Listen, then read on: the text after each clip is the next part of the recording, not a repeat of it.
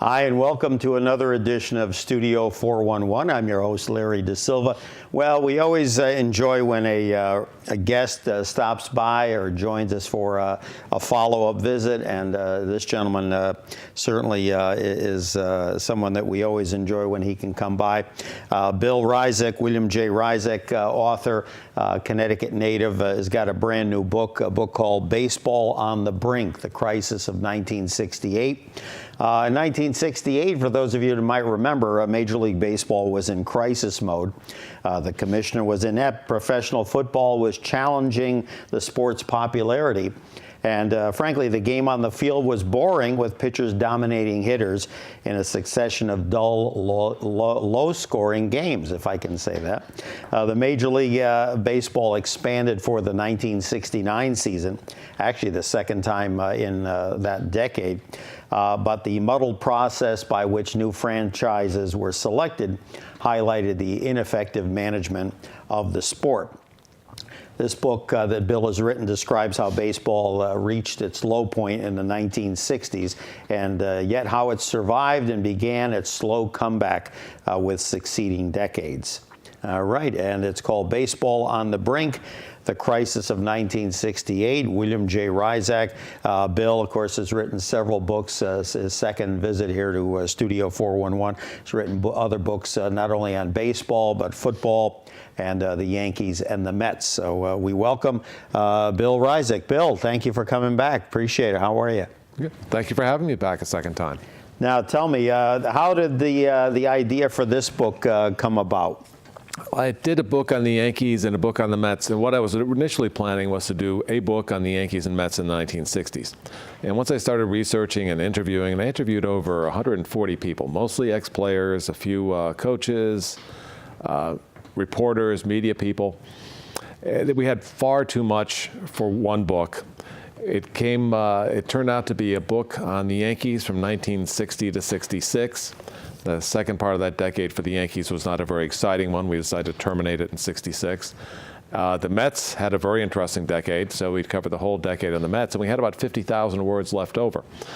And what I learned during that time was that it was a very interesting time from baseball. I'd come across things that weren't directly related to the Yankees or Mets or the era I was writing about, but showed what baseball was up to in those days, and it was generally not good. As Larry talked about all the problems they had at that time, and when you were a kid, I was 15 years old, 14 years old at that time. I just knew the game on the field. I had no idea what was going on off the field, no idea what a Bumbler commissioner record was. And to learn all about these things made me interested in that era, and that was really the origination of this book.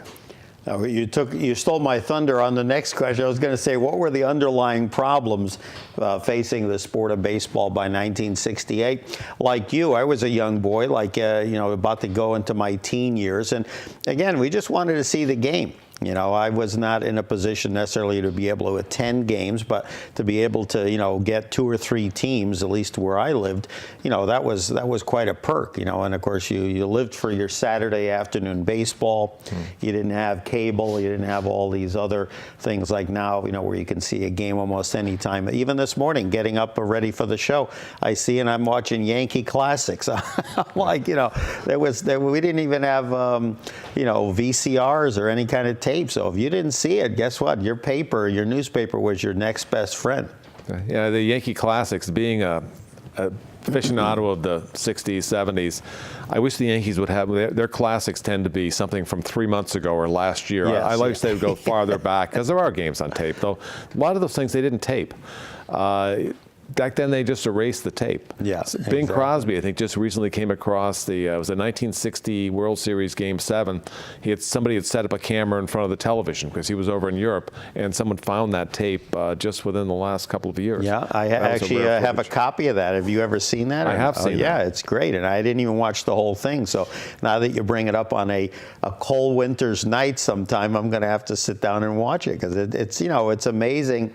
One of the things that struck me, well, we digress, but it's still from the 60s. It was from the 60 World Series. I believe it was Game 7, the big Bill Mazeroski home run. But it was just there was just this awkward silence, not silence in terms of the crowd, but in terms of the announcers weren't ball one, strike one, oh, this, that, and the other. And by the way, with sponsor. Today, especially radio, I guess we're used to it, but someone who might come back from the great beyond would say, I can't enjoy the game. There's every other pitch, there's a sponsor. Yeah, no question. Every throw it to first is sponsored by somebody. The pickoff throw will let you, pick off the best deals. Some clever lead in. But there's one. Since we're digressing, one last thing. The reason I saw that is because it was sent to me. Somebody you may know, Ron DiOrio, used to pitch for the Phillies. Yes. I met Ron, but I don't really know him well, and he sent me this video. I said, "Boy, that was awfully." Sent him a note. Said, "This was really nice of you to send this to me." You really don't know me that well. It turned out he mistook me for somebody else. He thought I'd loaned it to him. So I found out who he said. I thought it was you. Maybe it was so-and-so. So I eventually got it back to the person who had it. But that was one of the great games. And what's great watching these things in retrospect is 1960 is not our topic, but you got me off on a tangent, is that I listened to the radio broadcast. And knowing what happens afterwards now, you have a different perspective. When Hal Smith hit a home run in the 8th inning, the announcer was saying, we've seen one of the most dramatic home runs in the history of baseball right now. That Hal Smith is going to be a hero for all time. And within 30, 45 minutes, nobody remembered Hal Smith. It was all Bill Mazeroski. No, not at all. I'll have to go back and, like I said, watch it because I knew, of the man as, a player who played, but, not somebody actually. I think I would know Hal Smith, the actor, more than I would the player. But you hear what they say, and I have a lot of old radio broadcasts. And I love listening to the announcers, what they talk about at the time. You go back to the 1930s, what they're talking about. The background, but we're off the topic. And one of the things that we're on topic in a way, because one of the things that the problems they had with baseball in 1968 was the emergence of television. The 60s were the first time you really had a lot of televisions. You look in the 40s, 50s, early 50s, not many people had television. The medium was there, but not all the households had televisions. And what they found was that football was much more suitable to television than baseball. It was a more confined area. There are a couple of quotes in my first or second chapter about how much better football is for the television medium than baseball. And what they found was football was gaining in popularity, and was probably most disturbing to baseball was that it was gaining in popularity among younger people, more affluent people, more educated people. The baseball fan tended to be older, less educated, and when you're trying to sell advertising on television, you want affluent, younger, educated. You don't want older, impoverished, less educated. So not only was baseball losing market share, they were losing the wrong kind of market share. One thing I learned, I forget if it was from one of your books, but it was that in '65, there was actually ABC actually had a competing game that was broadcast with some interesting individuals. Jackie Robinson was on the broadcast crew. I'm trying to remember how Howard Cosell might have been, or I forget the lineup. But anyway, it lasted only about a year or so. Because again, for me, it was, Kurt Gowdy, Tony Kubek, who had retired after the '65 season, later Joe Garagiola. And that's where you saw. I can remember even in more recent years, still a long ways ago, '84, the first game of Saturday afternoon baseball, the game of the week. Jack Morris pitches a no-hitter. I mean, these are things that just, stay with you. And now, I mean, there's so much going on. And then that you really sometimes you miss out, and that's why I do like when I see these so-called classics, be it the Mets, the Yankees. I don't know other teams whether they do it or not, but sometimes little things. It could be like Jim Abbott's game where he pitched a no-hitter, only because of the fact that there was obstacles physically that he had to overcome. So there are good things there. But anyway, back to the book. The process about researching, appeared to me has changed dramatically since when you did your first book X amount of years ago. The research part now with not social media, but computerized media has helped you, or has made it easier or more difficult to put a book together in your opinion? Much easier. When I was doing my 19th century baseball books, at first I had to go down to New York, to the New York Public Library, actually Lincoln Center, the Performing Arts Research Center. And to get down to New York, it's expensive, it's time consuming, you can't do it that often. Now the New York Clipper, which I got there, is all online. I can pull it up right in my office.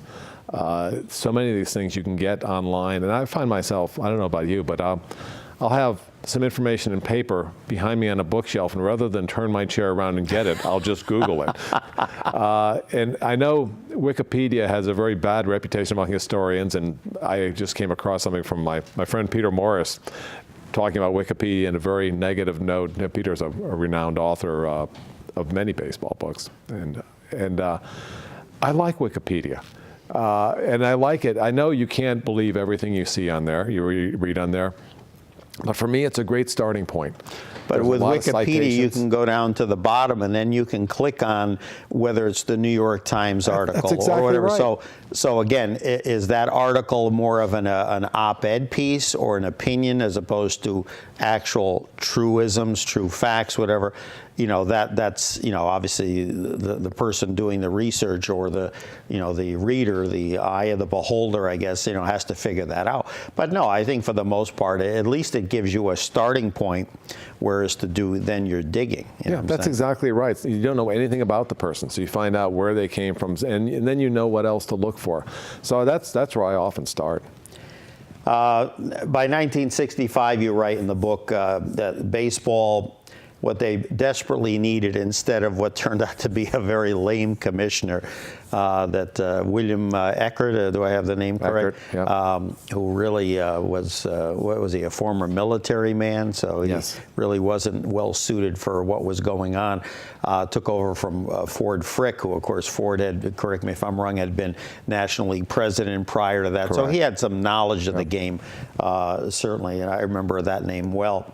But by 65, what they really needed, and terms that maybe weren't as common in those days, was an expert marketing and public relations person really running the sport, which to them probably they thought, where are we coming with these terms? That's it would be like saying, well, you need a computer system. They're like, no. IT. IT, yeah. So you agree with that assessment, obviously, that they needed maybe not the commissioner to be that, but certainly a stable of people. I'll give you one guy, and we were just talking about him before. He's going to be, has been, and will be on this show again. A guy like a Marty Appel, who Marty came up in the late '60s and basically immersed himself working behind the scenes, and because of his love of the game, he was to me almost like the Bill James of like working behind the scenes with baseball. But again, even Marty was so young that even he probably didn't realize what the game needed. He was just loving being near the Yankees. Well, the Yankees at that time were more tuned into public relations than most people, and the reason for that was Mike Burke. Mike Burke was a president. Mike Burke was quite an interesting individual. Among other things, he ran the Barnum and Bailey Circus for some company that he was with. But he was, at the time, he had kind of longish hair, kind of a mod guy. He was in his mid to late 40s at that point, was a World War II hero, kind of a behind-the-scenes OSS type. But he was the first person to come into the Yankees with a sense of marketing, that we don't just put a championship team on the field and assume that people are going to come. We've got to make the fans feel welcome. Of course, when he took over, the Yankees didn't have a championship team on the field or anything approaching it. But he had a real sense, and you see this in this book, they're starting to get a sense that they've got to market. Baseball had always been out there as the #1 sport. Basketball was nothing, pro basketball, pro football until the late 50s was really nothing. They really didn't have to do that much. Bill Veeck, of course, was a maverick, and they thought he was an oddball. He had all his schemes. But Burke was one of the first to really sense, get the fans out here. Let's give them tours of the stadium. Let's get the kids out. Let's do, teamed up with Con Edison to have kids out there. You had Bat Day, Cap Day, all those. Yes, the Yankees were the first ones to do a lot of that, and they draw the biggest crowd of the season for Bat Day. It's funny you mentioned Mavericks. I mean, of course, he wasn't the owner, but certainly I remember him being quite out there. And you brought up Mike. A quote from him, quote, "Baseball essentially is a nonviolent sport in a violent time." There's your kind of tie into what you said earlier before about football, where football was just, slowly but surely taking over. And then even in those days, you had the AFL, the American Football League, you had the NFL. So really, what they might have perceived as a detriment probably was, I remember as a kid, I was like big into the AFL, and eventually then after the first two Super Bowls, they merged together and became just the NFL. So in some ways, that actually was a benefit to that was their National and American League, except they weren't financially tied in with one another. But actually, I think they probably drew more interest to the overall sport of football than had there only been a National Football League at that point. Well, the AFL really got the NFL on their toes somewhat. They're the ones who started with they had the first league television contract. Before then, all the individual NFL teams had their own contract, and some of them were not for very much money.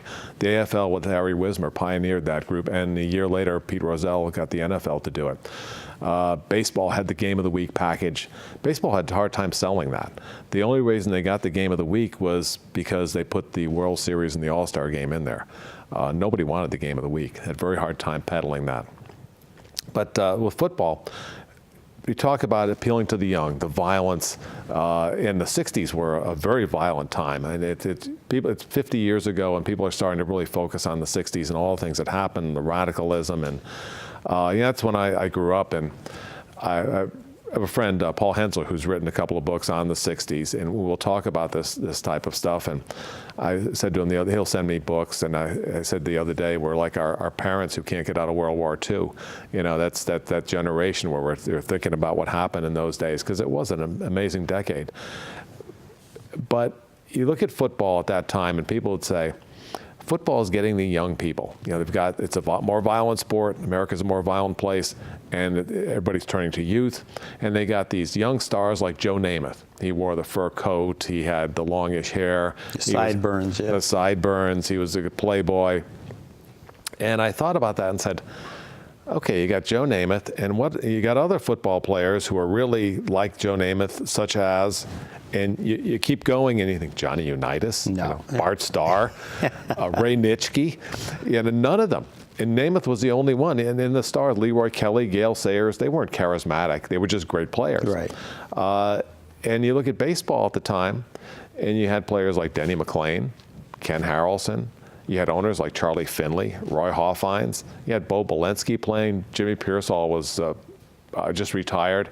So you probably had a lot more charismatic players and young players. Harrelson appealed to the young. I talked about the different charismatic people as one chapter, talking about the characters in baseball, Leon Wagner, Finley, Harrelson. And Bo Bolensky was, at the beginning of the decade, a character. And Bo was like the old Hollywood Dean Martin type playboy. He slicked his hair back, he smoked cigarettes, he dated the actresses. And by the end of the decade, Hawk Harrelson was the charismatic guy. And Hawk had the narrow jacket and the beads and the chains and the long hair and the sideburns and all those things. So the character in baseball had sort of evolved as the 60s evolved from the early to the end. Fashion-wise, he was like the Joe Namath, albeit it was for a much, much shorter time. Joe, like Walt Clyde Frazier in basketball. But again, a lot of those two, think about it, is you're dealing with guys that, whether it was through college or in the minor leagues or whatever teams they initially played for, came from very low market areas into the mainstream. Your LAs, your New Yorks, your Boston. Yeah. So there you were able to get away with it more, whereas, then when he got traded to the Indians, or this one got traded to Houston or whatever team, whatever sport, it didn't play over because there was a certain amount of conservatism, which still is apparent today, just in more subtle ways. But Harrelson was excited because right after he got traded to Cleveland, they opened a Playboy Club, and he said, "I've started to open up this area already." He was devastated. He of course said he wasn't going to go to Cleveland when they traded him. He was going to quit baseball. But then his agent explained how much he was spending on his And there were lifestyle. guys in Cleveland. I remember this as a kid, Jose Askew, who was, I believe, was an all-star one year. He was basically a borderline, average catcher, in my opinion. He literally boycotted and was threatening to retire if he didn't get traded out of Cleveland. So, it's funny. You've got some guys that don't want to come in, and you got some guys that are trying to break out. So, and unfortunate, because Cleveland, especially in the Al Lopez days, which really was more in the 50s, had some tremendous ball clubs, but, never, except for a couple of years in the 48 and 54, really were always behind the Yankees, because, again, they had the powerhouses. So. In those days, Cleveland had a reputation as being a very dull place as well. There were a couple of things. I remember Jim Bouton saying that they decided if you were going to have a plane crash, it's better to be crashing going into Cleveland than leaving. And someone else said rather seriously that the Indians did not have a better home record because when visiting players came to Cleveland, there was so little to do that they actually got more rest. They got more sleep. Yeah, so they went to New York, they were out partying, and that's why the Yankees did better at home. William J. Ryzcek joining us for the hour here on Studio 411. The book, Baseball on the Brink, The Crisis of 1968, www.mcfarlandpub.com, the book published by McFarland and Company Publishing. All righty, now we are just scratching the surface. We've got an entire 10-year decade, literally, to try to squeeze in. You've mentioned several times about the Yankees not dominating after '64. You mentioned earlier about 1966. I would have stopped the book after the Game 7 of '64, the one you were talking about doing, because after that, they just, and that's really when I became a fan. That's the ironic part. I think it was more the history, the aura of the ball club, and despite having still good players, in some ways I thought they were as good as the other teams. Tell me the reasons why, from let's say '65 on, why that they went into such a tailspin. I mean, not only for the rest of that decade, but literally for about 12 years. And the reason I continued on to '65 and '66 was to talk about the fall. It was so dramatic and so sudden and so unexpected that no one foresaw it. And I looked at the reasons why everyone says they went down, and none of them really held water with me. One is all their stars got old at the same time. That's what everyone the main says. reason I always subscribed to was that in '65, that's when the draft came into being. So that severely limited the way that they used to conduct business. I mean, before the draft, they basically could go out and pick and choose. It'd almost be like, in women's basketball or basketball college in general, a good program can just go out and almost hand-pick, cherry-pick who they want, because the prestige is so tremendous that really wins people over. Now with the draft,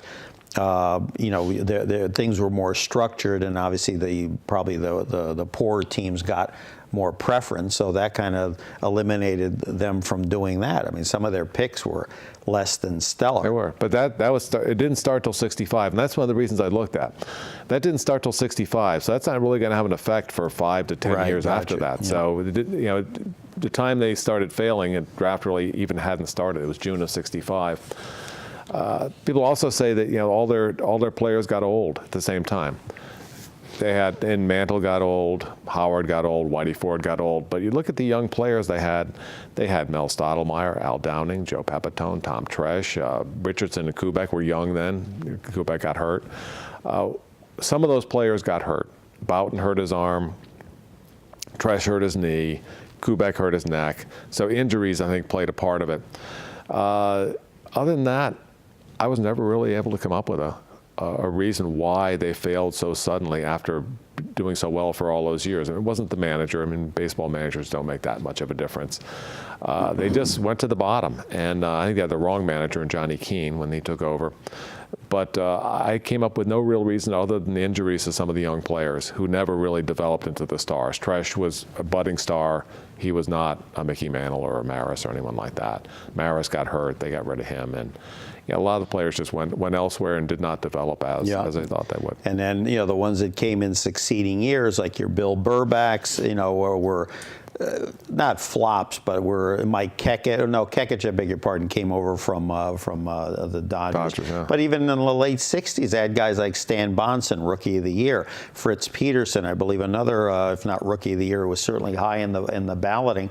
So I mean, they had people coming in, but I don't know. I think everybody else, for many of those reasons, you know, got better as well. You know, the Orioles, who were always nipping at their heels, you know, now made some shrewd trades, and now, you know, got Frank Robinson and others, Mike Cuellar later on. So, you know, they really stepped up their game. And then of course, you had others like, you know, the Kansas City, later Oakland A's that just, you know, no matter what they did, they were always mired in what was called the second division. In those days, it was basically American League, National League, 10 teams after the early 60s expansion. And you know, there was no playoffs. It was you were number one. If you were number three, guess what? You're an also-ran. Yeah. It's much harder now to get through the whole run of playoffs, sure, even if you have a good team. You really are a Yankee fan if you remember Bill Burback. That's oh, absolutely, yeah. Bill wasn't there. Dooley Womack, Joe Verbanek. Dooley was a great interview. Dooley is one of those Southern guys with a great sense of humor. Loved being a Yankee. Loved Mickey Mantle, and one of the things I covered in this book is Mickey Mantle's retirement and what that meant to the Yankees. So many of the Yankee players, if you ask them what their greatest moment in baseball was, they won't talk about something they did. They'll talk about Mantle. You know, the greatest moment for me was for Womack. It was Mantle's 500th home run. He came in and won the game at the end. Womack was the pitcher who nailed it down, and he said it just meant so much to me. That was against Stu Miller, correct? Yeah. Yes, excellent. Yeah, when I was a kid, I went to Yankee Stadium and they had a record day. We got this little 45 RPM record. And you know what 45 RPM sure, is. A lot of people don't know what it is. I bring it up when we have a musical guest. You know, I hold up something and they probably say, oh, he's got holding a Frisbee in his hand. But no, it was actually and I'm starting to see them make a small comeback, but that's for another show. Finals big. But anyway, they gave us a record, and one of the things on that record was the rebroadcast of Joe Garagiola calling Mickey Mantle's home run off Stu Miller, 500th home run. But one of the things that, if you see the tape of that home run, the thing that's the most telling to me is watching him limp around the bases. Painful. Painful. I mean, it wasn't as if he had to run hard. He just could not even jog without a severe limp. And by the end, his legs were so bad he couldn't hit. You always think of not being able to run, but when your legs are as weak as his, you really can't get the support to hit. And at the end, he couldn't hit. One thing that your book brought up to me, and again, someone obviously that was young enough to remember that, or old enough to remember, I should say, albeit being youngish, was that even in Mantle's last year, his average, I mean, his home runs were down, I believe it was 1856, and I want to say he hit like 238 or 245. But what was amazing to me was that the average in the AL, that was in '68, that was the year where the Yastrzemski won with a 301 batting average, that Mantle's average, albeit, you know, like bad for him, was still above the overall American League average, which was somewhere around like 236. And if you look at Mantle's walks, his on-base percentage was he was a productive player. So his cybermetrics or whatever, OPS would have been still tremendous today. Imagine what it would have been in the 50s and early 60s. It would have been through the roof. It was through the roof. But, one thing too, before we leave the Yankees, but we always find ourselves coming back in to talk, was there was something. Now it flew away. But while we wait for it to fly back, we have an image of a gentleman I want to talk about, Denny McLain, who pitched for of course, primarily for the old Detroit Tigers. We have a shot of Denny there, two-time Cy Young Award winner, who actually, I believe, won 20 games around 1966. But then around that time, Johnny Sain, the old Yankee pitching coach and a stud pitcher, both as a starter and later as a reliever in his own right, he's the one that really, under his tutelage, that brought Denny up to another stratosphere. Johnny Sain was an incredible pitching coach. You find very few coaches of that era who made a difference. I mean, if there was a coach for the Hall of Fame, Johnny Sain would be one of probably 5 or 6 that I would probably nominate, or maybe one of one. Yeah. I mean, he really was phenomenal. You look at his track record producing, in those days, a 20-game winner was the standard. Now, wins and losses aren't as big as they were because the pitchers don't last. You may have a great season and win 9 games. But you still need a good pitching coach, though. That, to me, hasn't changed. But he those days, a 20-game winner was the standard. And everywhere he went, there were 20-game winners. And so many times, they won 20 under Sain, never before, never again. Yeah. And McLean was one of those projects. You look at some of Denny McLean was one of those guys, and players of those days would say, $1 million arm and a 5-cent head. The story of Denny, of course, after baseball, he wound up doing 2 stretches in prison. Yeah. And if you saw Not him, one, but 2, exactly. That's amazing, for different things. Yeah. It reminds me of somebody in this state, but I won't say who that. I'll leave it up to the viewer to figure that out. He's not a sports figure, let's put it that way. We're apolitical here. Yeah. But he was one of those guys who thought that he could get away with anything if he could win games. And he did. But at the point he wasn't winning games, he couldn't get away with things. And he had other interests, too. He was signed to Capitol Records, to go back to the music end of it. I remember him being on the Ed Sullivan Show. He played the organ. He didn't even sing, I think, and he was actually doing gigs. I mean, so this is a guy that, clearly had a lot going on and yet still was able to, bring, his main bread and butter to the table. Until ultimately, and I think your book really brings it out, that his arm really started to break down, and then I think whatever other issues he had, whether it was vices he may have had, finally caught up with him. Just like with Bo Belinsky, you mentioned. Bo was a guy that I'm not equating him on the same level as a Denny McLean, but he obviously had some talent, but he had so many distractions, and I don't think he could prioritize his distractions. Let's put it Someone that way. said about Bo one time, and he was the only guy he ever came across who didn't care if he was playing in the major leagues or the minor leagues. He really didn't care about success. And you talk in the book about there were several guys that actually, towards the end of their career, which I didn't know, guys like Lee May, and another gentleman. You think of Leon Wagner, I think, aren't you? No, but Lee May also, you mentioned in the book, played for a couple of seasons in the minors. You mentioned in the book, and there was a couple of others, and I was like, wow. And then I wound up going to Wikipedia, or then I went to like the ESPN or any of those sites that have the career stats, and sure enough, everything was right on point. With these guys wound up playing like in minor league, AAA baseball, whatever. And in the case of Bo, and Leon was the same way. We have a shot of Leon Wagner, who was a Daddy Wags, as they called him, with the old L.A., later California Angels, among other teams.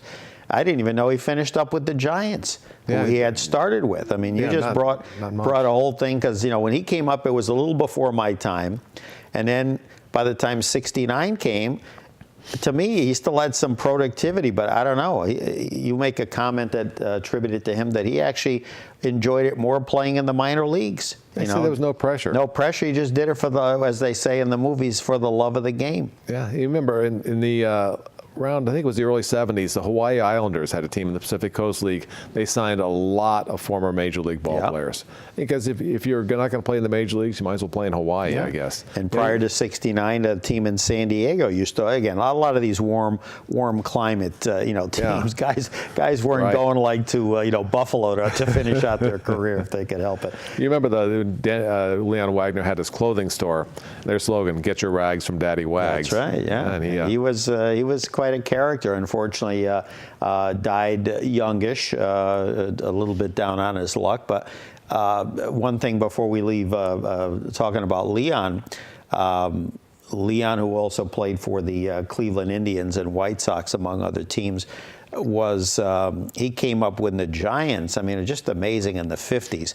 Guys that I knew of, like Bill White, the ones that did make it with the Giants, Cepeda, McCovey, Leon Wagner was another one that came up there. I mean, their farms, the Alou brothers. I mean, I'm mentioning guys who basically had a very short, if at all, any time with them before getting moved away or traded away.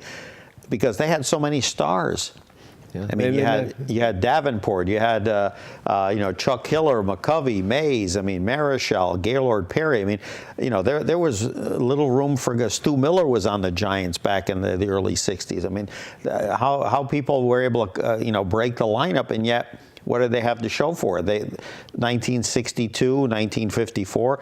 And some divisional play in the late 60s, early 70s. These guys should have won. I think they had lousy management. I got to tell you, that's the only conclusion I could come up with. These guys should have won the World Series several times. They finished second several years in a row, which is kind of a remarkable achievement. It was like 5 They were or 6 like years the in a Indians row. or White Sox of the 50s and 60s. It was always somebody just that little bit better, but I don't understand how. Larry, I came across an interesting comment. It was in the Harry Dalton papers at the Hall of Fame. And it was a scouting report from the late 50s, maybe mid 50s. Someone had written from Baltimore, and they said the Giants have 3 colored first basemen, Cepeda, McCovey, and White. They won't want to have all 3 of them. Maybe we can make a trade for one.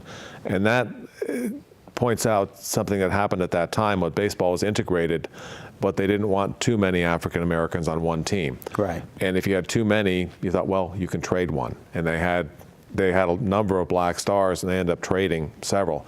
Of course, in the early 60s, the Giants had had a racial division. They said they had 3, I think it was Bill Veeck said they have 3 teams, one white, one black, one Hispanic, and that Willie Mays was the only one who got along with all 3 groups.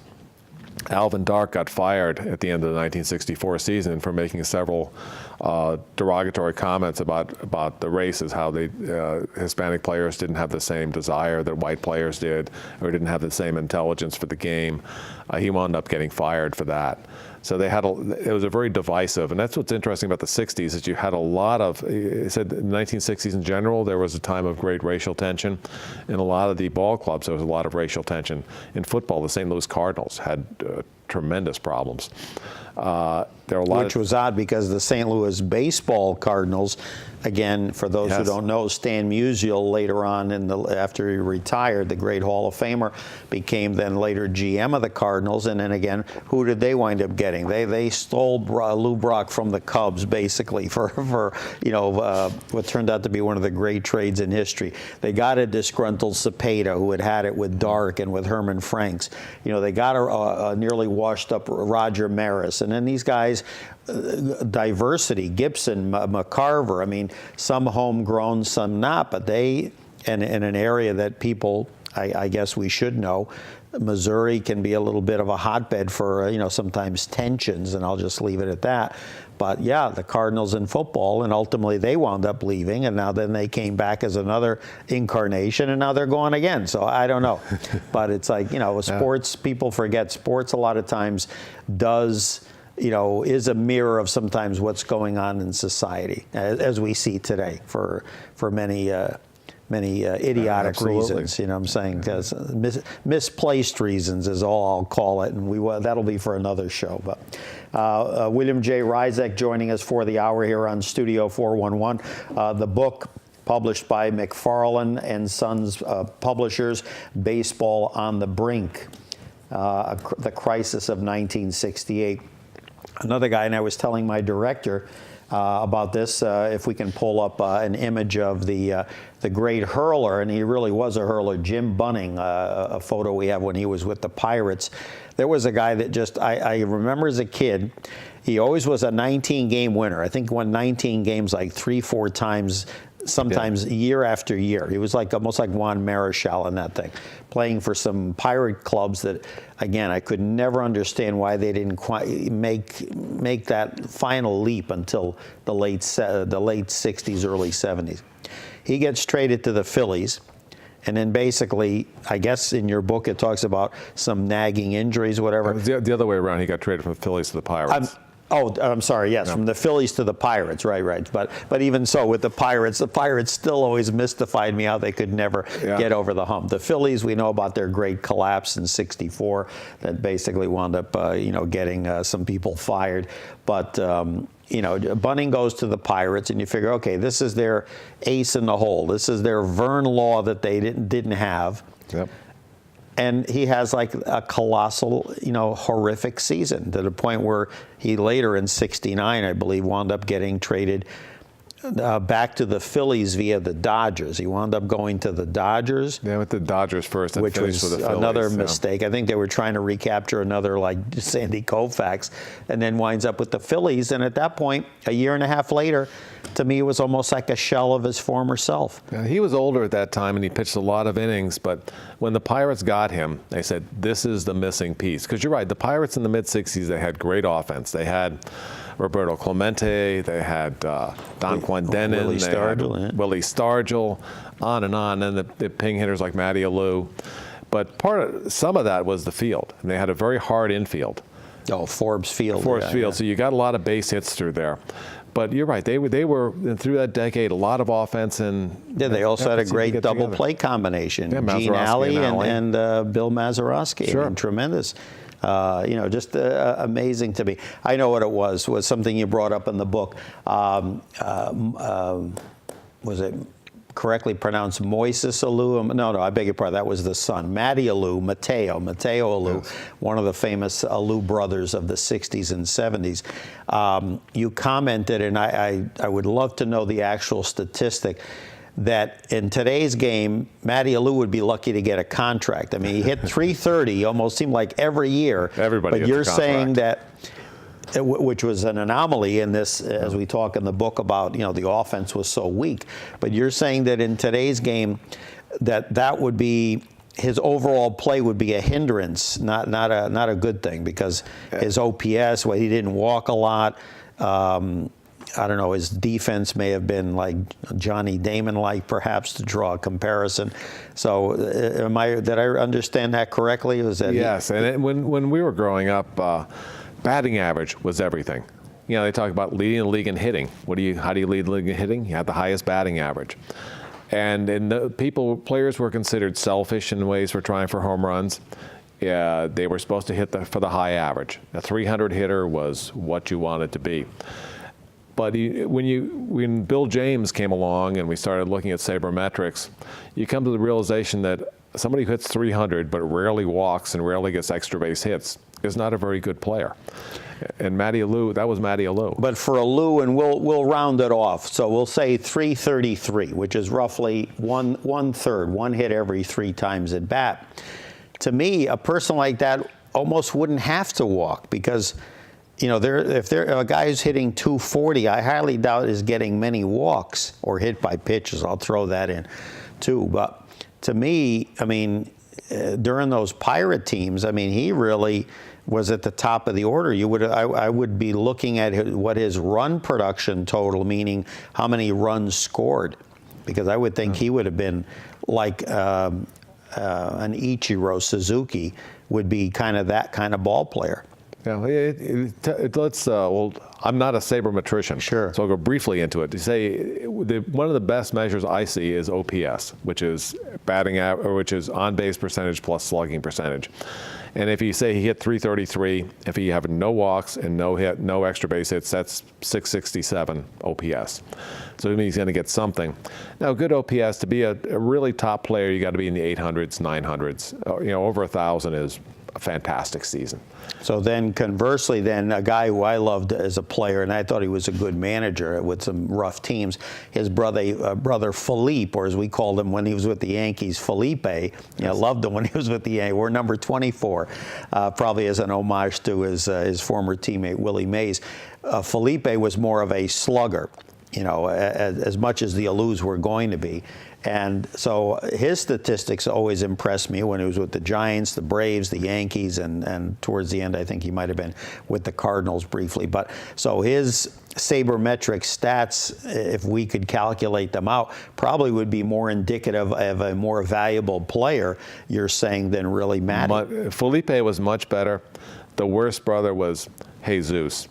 if you look at Jesus' OPS, it's because he was Matty, except he hit 260. Right, but he became a good pinch hitter later on with Houston and a few other teams. But yeah, he limitations. But for those who don't remember, I want to say 63, which I don't remember the game per se because it was probably out on the coast anyway. But in a game, the Giants were playing. I want to say they were playing the Pirates, but don't quote me. All three Alou brothers were playing left, center, and right field. I thought that was September 15th, 1963. I remember that because it was my birthday, not because I have a great memory. Yeah, the brothers. And one of the, I said I have a lot of audio tapes of old baseball games, and one of the things that you listen to the announcers, Ralph Kiner. No one made more mistakes on the air ever than Ralph Kiner. I just heard him on a game 2 nights ago from '88. Yeah. No one was more beloved than Ralph Kiner. Oh, sure. Him, Murphy, and Lindsey Nelson. I'll match those three up against anybody, and it's just outstanding. Anyway, Ralph was talking about, this was maybe 62 or 60, they were talking about the third Alou brother who's coming up, who Ralph referred to as Huzace. Yes. Ralph could never get anyone's name. No, we used to say it as kids. We'd get his cards, and we thought, oh, Jesus Alou. And then somebody, probably of a Latino, Hispanic persuasion said, no, it's Jesus. And we're looking at the kid probably like, what are you talking about? So, again, we didn't know, what I'm saying? But we came to know and later appreciate all three of them.